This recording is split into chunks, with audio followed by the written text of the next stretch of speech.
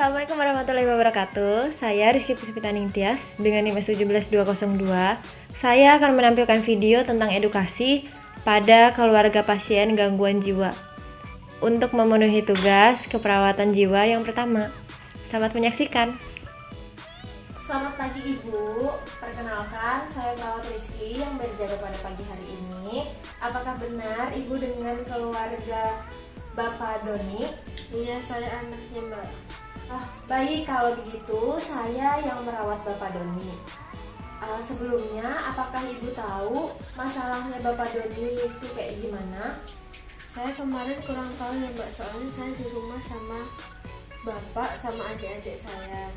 Jadi tuh kemarin kejadiannya Bapak itu tuh sering teriak-teriak sendiri. Terus yang kedua tuh sering menutup kuping, kayak ada yang bisikin gitu. Terus kalau ada orang di depan Bapak itu pasti Bapak kayak mau mukul gitu Mbak. Makanya kami satu keluarga memutuskan buat membawa Bapak ke sini untuk cari jalan keluarnya gimana. Baik, kalau begitu Bapak itu mengalami yang namanya halusinasi pendengaran.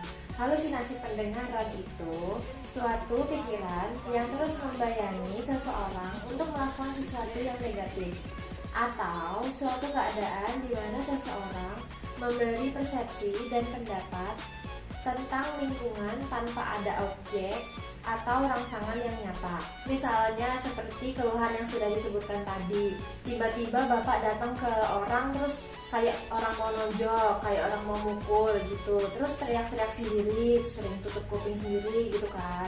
Nah itu tanda-tandanya juga halusinasi pendengaran, kayak yang sering dengar suara-suara yang gak jelas, ngajakin atau nyuruhin melakukan sesuatu, terus sering mendengar suara atau bunyi-bunyi, terus sering dengar suara yang mengajak ke bercakap-cakap sendiri, ketawa-ketawa sendiri gitu, itu tanda-tandanya.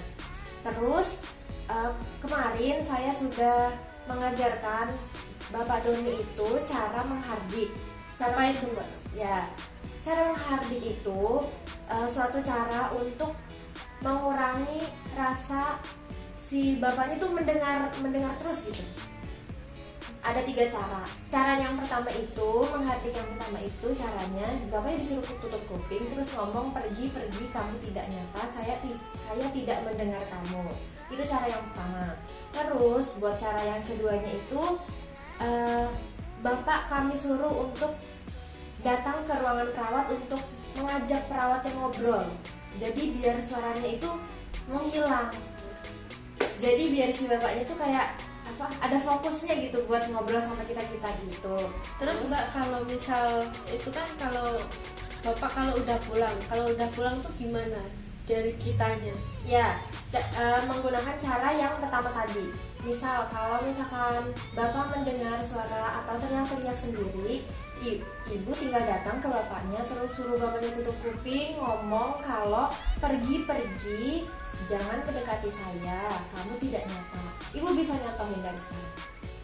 Ibu bisa tutup kuping, terus Nyuruh bapaknya tutup kuping, Ya. terus nyuruh pergi, kamu tidak nyata. ya begitu. Itu cara yang pertama.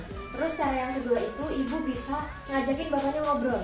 Jangan disuruh sendirian di kamar aja.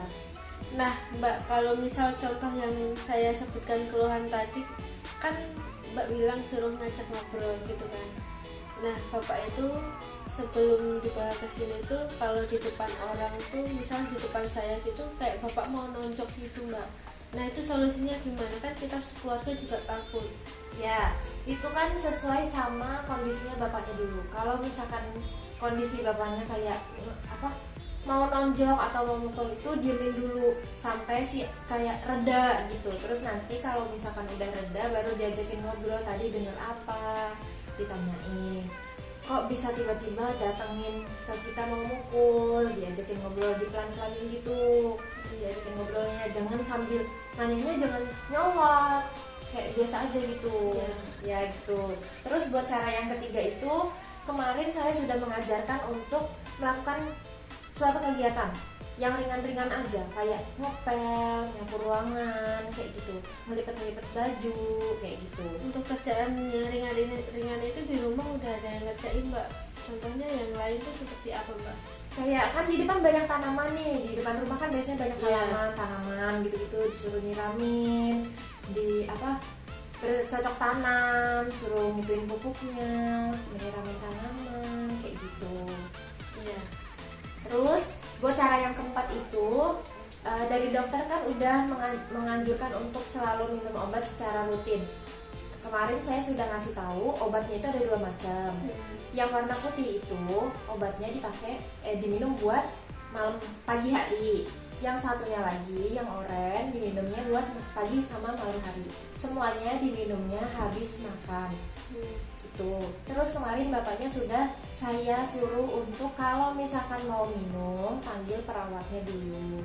Begitu. Siapa tahu nanti kalau sudah pulang otomatis kan nggak ada perawat di rumah, jadi kan keluarganya yang harus bergantian merawatnya gitu. Jadi saya jelasin yang Saya mau tanya lagi Mbak, kan Bapak kalau udah pulang itu tuh berarti dokter masih ngasih obat ya Mbak ya.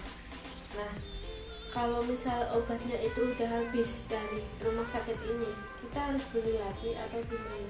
nanti bisa datang ke rumah sakit ini lagi, bertemu dengan dokternya lagi untuk merekomendasi obat yang selanjutnya untuk si bapaknya itu kayak gimana, apa Berarti harus aja kontrol lagi ya, gitu? kontrol lagi gitu.